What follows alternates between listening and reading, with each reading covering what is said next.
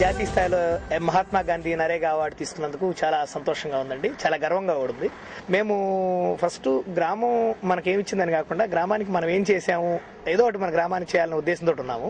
అంతేకాకుండా ఎవరో వచ్చి ఏదో చేస్తారని కాకుండా మనం కూడా మనంతటా మనమే కష్టపడి పనిచేసి గ్రామాన్ని అభివృద్ధి చేసుకోవాలని తలపుతుంటున్నాము. ఇదే టైంలో మాకు ఆపార్డు వారు మమ్మల్ని హైదరాబాద్ రాజేంద్ర నగర్ ఆపార్డు కార్యాలయానికి పిలిచి అక్కడ మాకు ట్రైనింగ్ ఇచ్చారండి. శిక్షణ 3 రోజులు ల్యాబ్ టు ల్యాండ్ ఇనిషియేటివ్ భారత నిర్మాణ వాలంటీర్స్ గా ఒక అపూర్వమైన ట్రైనింగ్ ఇచ్చారు. ఆపార్డులో ట్రైనింగ్ తీసుకుని మేము గ్రామానికి వచ్చిన తర్వాత మా గ్రామంలో పరిస్థితులు చూస్తే చాలా భిన్నంగా కనిపించినాయండి. ఎందుకంటే ఆ మెరక ఉన్న ఎత్తులో ఉన్న పొలాలు వాళ్ళు రైతులు నీరందక ఆ పొలాలను వదిలేసి వేరే గ్రామాలకు వలసలు పోయి ఉన్నారు. భారత నిర్మాణ వాలంటీర్స్ అందరూ కూడా ఒక చోట కూర్చొని చర్చించుకున్నామండి. తర్వాత గ్రామస్తులందరూ కూడా పిలిచి వాళ్ళ అభిప్రాయాలు కూడా తీసుకున్నామండి.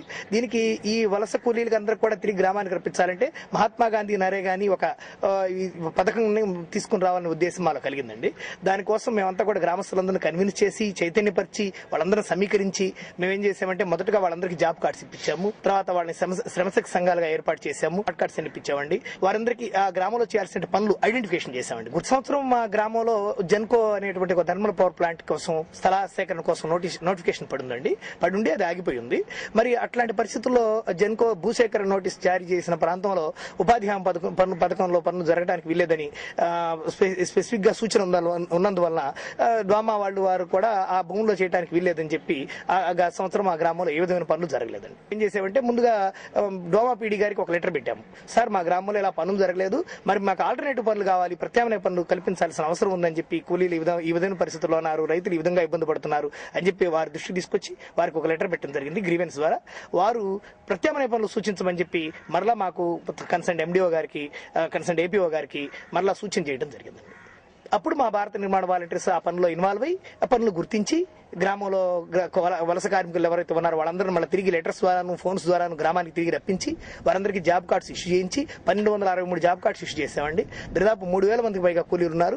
వాళ్ళ శ్రమశక్తి సంఘాల్లో 1100 మంది ఉన్నారు. శ్రమశక్తి సంఘాల్లో లేని కూలీలు కూడా చాలా మంది ఉన్నారు. అందరికీ కూడా ఉపాధి కల్పించాము.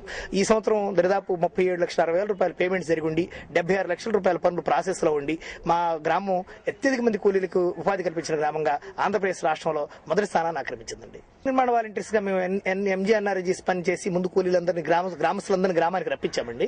ఆ తర్వాత గ్రామంలో రైతుల పరిస్థితి చూసేసరికి మాకు కొంచెం ఇబ్బందికరంగా కనిపించిందండి. ఎందుకంటే రైతులు గవర్నమెంట్ మద్దతు ధర 800 రూపాయలు పైగా ఉంటే స్థానికంగా 600కి 650 రూపాయలకే ధాన్యం కొనుగోలు చేస్తున్నారు దళారులు. మరి ఈ దళారులు బారిన పడి ఒక్కొక్క రైతు 200 రూపాయలకు పైగా తన కష్టపడి పండించిన మొత్తాన్ని కోల్పోతున్నాడు. ఈ విధమైన పరిస్థితుల్లో మేము రైతుల కోసం ఏం చేస్తే బాగుంటుంది అని చెప్పి మేమందరం కూడా చర్చించుకున్నామండి. ఏం చేస్తే బాగుంటుంది అన్న క్రమంలో మాకు ఒక గవర్నమెంట్ తరఫున ఒక పథకం ఉన్నట్టు తెలిసింది. అది రైతులకు ధాన్యం కొనుగోలు కేంద్రాలు ఏర్పాటు చేసి రైతులకు మద్దతు ధర కల్పించే క్రమం. మరి ఈ క్రమంలో ఎలా చేయాలని చెప్పి మా బిఎన్వీలోనే 2 కూలీలు ఉన్నారండి, ఎవరు ముఠా కూలీలు. మరి వారు మేము అందరం కలిసి చర్చించుకుని మా ధాన్యం కొనుగోలు కేంద్రం ఏర్పాటు చేయడానికి ఐకేపీ పీడీ గారి దగ్గరికి వెళ్లి పీడీ గారితో మాట్లాడి ధాన్యం కొనుగోలు కేంద్రాన్ని ఏర్పాటు చేసుకున్నామండి. ఆ ధాన్యం కొనుగోలు కేంద్రం ఏర్పాటు చేసిన తర్వాత చాలా ధాన్యం మేము రైతుల నుంచి గ్రామీణ మహిళలు, అది డ్వాక్రా మహిళలు రైతుల నుంచి కొనుగోలు చేసి ఆ ధాన్యం కొనుగోలు చేసిన ధాన్యాన్ని సివిల్ సప్లైస్ వారికి ఇచ్చే క్రమం అండి. ఈ క్రమంలో రైతులకు మద్దతు ధర లభిస్తుంది, డ్వాక్రా మహిళలకి వారికి ఉపాధి కలుగుతుంది, అక్కడ కూలీలు కూడా ఉపాధి పొందుతారు. ఇప్పటికీ మేము గ్రామంలో జనశిక్షణ సంస్థాన్ ద్వారా ఇప్పటికి ట్రైనింగ్ సెంటర్స్ పెట్టి మహిళలకి 100 మంది మహిళల దాకా ట్రైనింగ్ ఇచ్చామండి కుట్టులో. ఆ శిక్షణ పొందిన తర్వాత మహిళలందరికీ శిక్షణ సర్టిఫికేట్లతో పాటు వారికి స్థానిక సిండికేట్ బ్యాంక్ మేనేజర్ వరప్రసాద్ గారి సహకారంతో వారందరూ కూడా లోన్స్ కూడా ఇప్పించామండి. ఆ 100 మంది మహిళలు గ్రామంలో టైలర్స్ గా మారారు. మరి గ్రామీణ మహిళలు కూడా కుట్టు ద్వారా వారి రోజుకు 200-300 రూపాయలు ఉపాధి పొందుతున్నారండి.